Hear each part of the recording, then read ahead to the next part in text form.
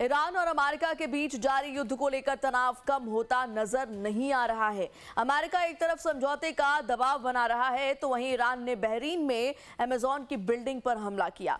Middle east की जंग को लेकर जो अब अपडेट सामने आ रहे हैं उससे तो यही लगता है कि ये तनाव अगले कुछ दिनों में और भी बढ़ सकता है। एक तरफ जहां अमेरिका ने दावा किया है कि उन्होंने तेहरान को जोड़ने वाले प्रमुख पुल को तबाह कर दिया है, तो वहीं ईरान ने दावा किया है कि उसने बहरीन में अमेज़न की बिल्डिंग पर हमला किया है। इसी बीच यूएन की तरफ से युद्ध रोकने की अपील की गई है। इधर गुरुवार को ट्रंप ने साफ तौर पर ईरान से समझौता करने का दबाव बनाया है। उन्होंने कहा है कि अब समय आ गया है कि ईरान कोई समझौता कर ले, कहीं ऐसा ना हो कि अब बहुत देर हो जाए और उस देश का कुछ भी बाकी ना बचे जो अब भी एक महान देश बन सकता है। ट्रंप ने कहा अगर कोई समझौता नहीं किया गया तो उनके पावर प्लांट पर हमला किया जाएगा। अगर वो समझौता करने के लिए तैयार नहीं होते हैं तो हम उनके सभी बिजली उत्पादन संयंत्रों पर भीषण हमला करेंगे और संभवतः एक साथ हमले करेंगे। ईरान में सत्ता परिवर्तन को लेकर ट्रंप ने कहा कि हमले लक्ष्य सत्ता परिवर्तन का कभी नहीं था, लेकिन उनके सुप्रीम लीडर की मौत की वजह से सत्ता में बदलाव हुआ है। We're going to hit them extremely hard over the next 2 to 3 weeks. We're going to bring them back to the Stone Ages where they belong. In the meantime, discussions are ongoing. Regime change was not our goal. We never said regime change, but regime change has occurred because of all of their original leaders' death. They're all dead.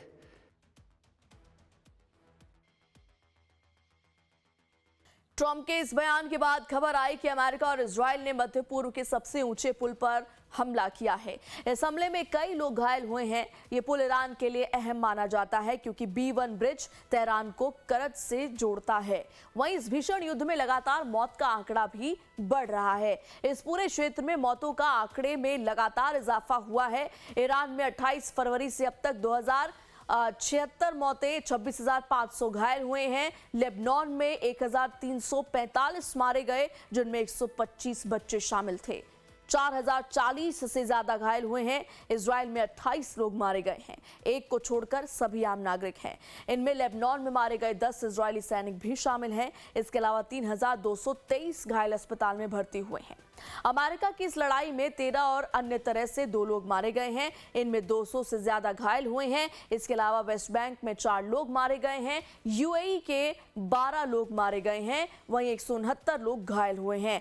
Bahrain में 3 लोग मारे गए हैं। Saudi अरब में 2 लोग मारे गए हैं, 20 घायल हुए हैं। कुवैत की अगर हम बात करें तो कुवैत में 6 लोगों की मौत हुई है। ओमान में 3 लोग मारे गए हैं। कतर में 16 लोग घायल हुए हैं। जॉर्डन में 20 लोग घायल हैं और सीरिया में 4 लोग मारे गए हैं। इराक में 107 से ज्यादा लोगों ने अपनी जान गंवा दी। एक तरफ महायुद्ध में हजारों जान जा रही हैं, बेगुनाह मारे जा रहे हैं, मौत का आंकड़ा बढ़ रहा है, लेकिन एक तरफ अमेरिका लगातार इस महायुद्ध को हवा दे रहा है, वहीं ईरान भी पीछे हटने को तैयार नहीं है।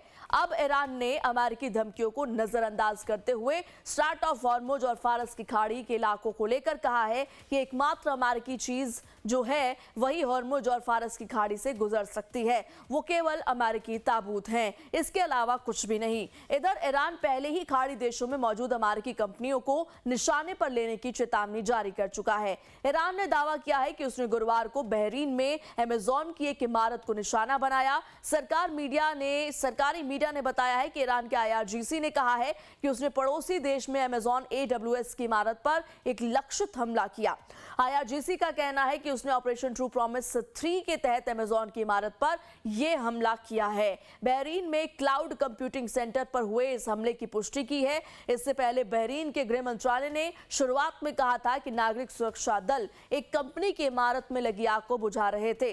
अधिकारियों ने इस घटना को ईरान का हमला बताया था। यह पहला हमला है जब ईरान ने कहा था कि खाड़ी देशों में मौजूद अमेरिकी कंपनियों को निशाना बनाएगा जिनका अमेरिकी सेना से कोई रिश्ता नहीं है। ईरान ने युद्ध में अमेरिका की मदद कर रही कंपनियों की सूची भी जारी की थी। इसमें अमेज़न, माइक्रोसॉफ्ट, एप्पल और कई बड़ी कंपनियां शामिल होने का दावा किया गया था।